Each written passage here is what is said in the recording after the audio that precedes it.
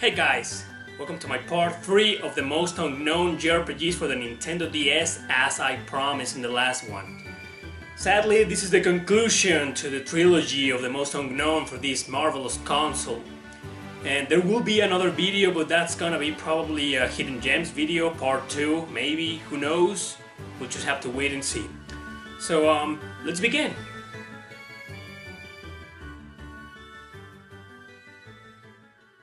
Number 10. Avalon Cove. Avalon Cove is an action RPG developed by Matrix Software, the same people who made the Alundra series. It's one of those silent protagonist games in which you choose between a male and a female character. Your quest goes around using the Book of Prophecy, which lets you literally hit everything and everyone with it to record their information. Overall, it's a quest-based RPG that stands out for its original ideas, but with a gameplay that it's completely unappealing. I personally found this game to be okay, unlike most people who gave it mediocre reviews, saying it was repetitive and boring, with ideas that were poorly executed. These ideas, of course, were behind its initial popularity, but later criticism made gamers forget all about it. I'm not gonna say it's a hidden gem, but I think you should play it to have an opinion of your own. It's not bad, but it's not great either. Just average, for so to say. Atelier Annie, the Alchemist of Sarah Iceland. Being a part of the popular Atelier series, you could be surprised to know that this game is very hidden. It went under a lot of people's radar. The reasons are mainly because it was the very first game of the series to be brought outside Japan for a portable console, and also the first one of its kind to be released in North America. With its kind, I mean the Atelier game with a girl's name next to it, and a gameplay that's focused mainly on synthesis and gathering, unlike the first Atelier Iris games for the PS2 that include the same aspects, but are mostly focused on battle and action. To be honest with you, this game's pretty good if you're into the Atelier series, especially the popular ones for the PS3 and 4. However, I'll strongly suggest you let it slide if you're not, since this game does heavily focus on those elements, including its quirky, childish, and extremely cheesy story.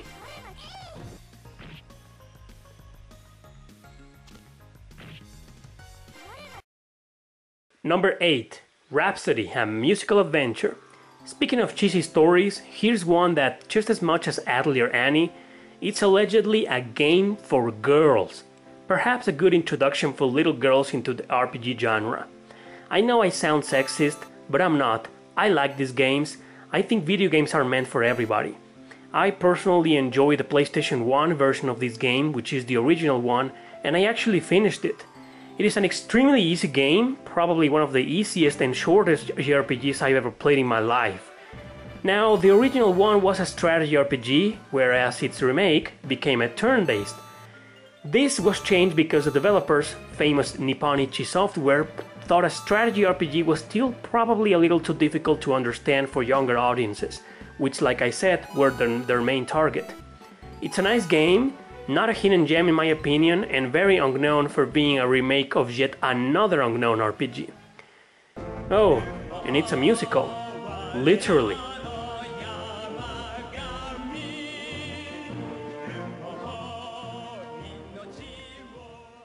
Number 7. Dokapon Journey. I've talked about this series before, and I mentioned that Dokapon for the DS and the Wii were the ones that are slightly popular. Turns out I was wrong. Dokapon Kingdom for the Wii and the PS2 is slightly popular, but Dokapon Journey for the DS is not. I'm guessing that's because it was released during the hype era of RPGs for portable consoles, fading into obscurity when competing against other most popular RPGs like Pokemon or Final Fantasy. And even though Atlus localized it, that wasn't still enough to approach it to success. Nevertheless, I think this is a good game. It's fun, and its original ideas derive from all those famous party games like Mario Party. Here you create a bunch of characters, and they compete against each other on this board, and fighting on turn-based battles. The story is extremely silly, but the main point of the game is its fun gameplay. Give it a chance if you can. Number 6, Rondo of Swords. A hidden gem I already covered before in the Hidden Gems video for the Nintendo DS. One of the hardest strategy RPGs that I have ever played. This game is really original, really cool, and like I said, really hard. It's got one of those cliché stories about the king is dead and his army is in distress. It's up to them to save the kingdom. However, I'm saying this in a good sense. It's really well told and very epic. The music is outstanding as well. But what matters the most in games like this is the gameplay. A tactical RPG in which you control a handful of characters per battle, moving in squares and also running through them. That's the true key of the game, because if you don't know how or when to apply this or which characters to pass through, you're dead, and I mean it. Rondo of Swords can be pretty brutal, which is the reason why I believe it's very unknown. We like hard games, but Atlus seemed to think otherwise back then. Lack of marketing? Yeah, for obvious reasons. Next is Infinite Space. Infinite Space is yet another hidden gem that I always recommend mainly because of its story. In my opinion, this should have been an anime series and not a video game, but I know some of you will crucify me for saying that, so I'm glad it became an RPG at least.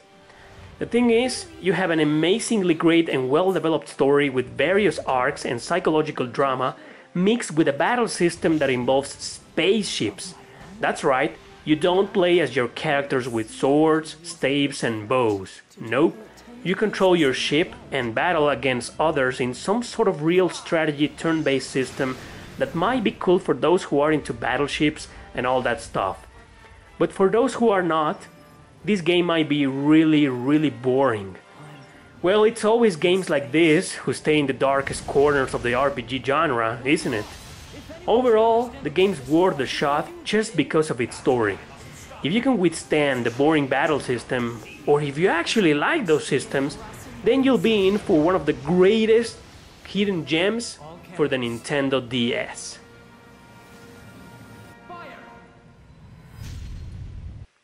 Number 4, Dinosaur King. Another Pokemon clone. Just like Fossil Fighters, another unknown RPG also for the DS, here you find dinosaurs, train them and make them fight against other trainers' dinosaurs. What an original idea. So since I have absolutely nothing interesting to say about this unappealing and lame RPG, let me at least tell you the background, so you might be able to understand why it's very unknown.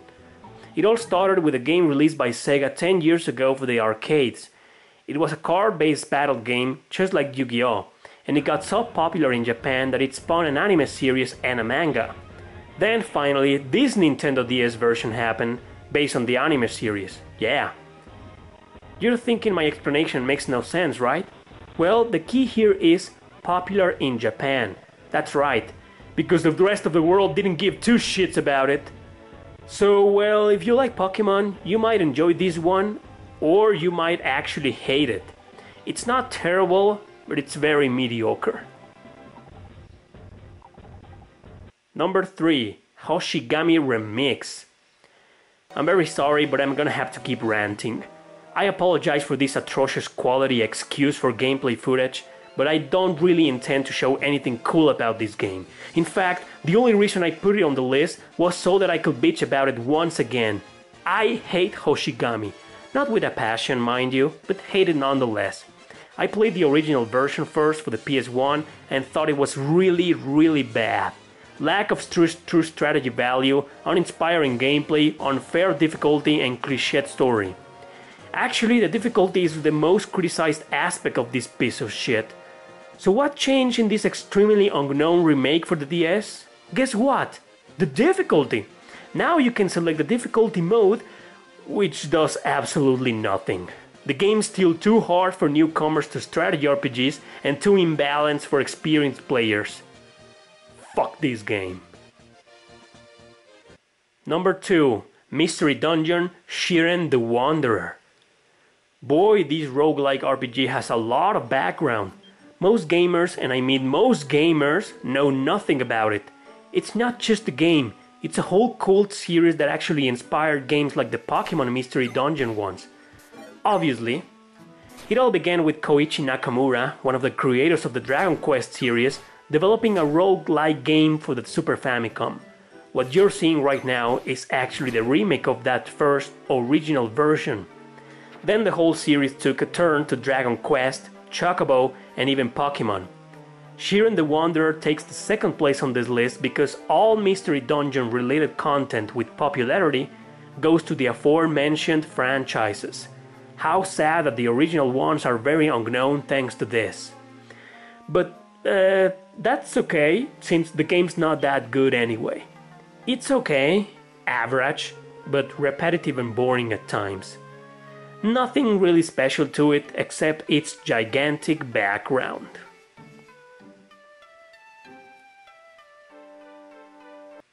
Number 1. Lost Magic.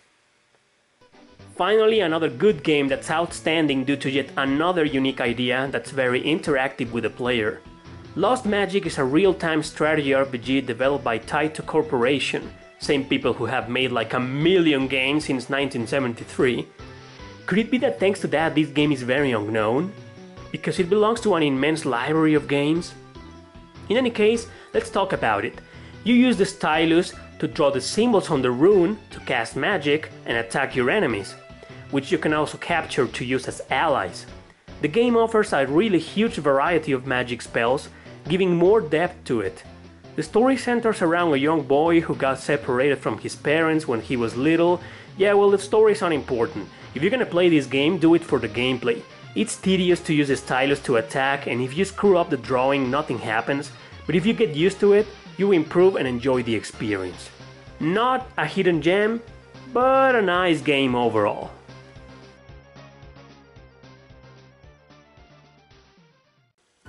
Okay guys, I think I've probably covered every single unknown JRPG for the Nintendo DS released in North America, of course.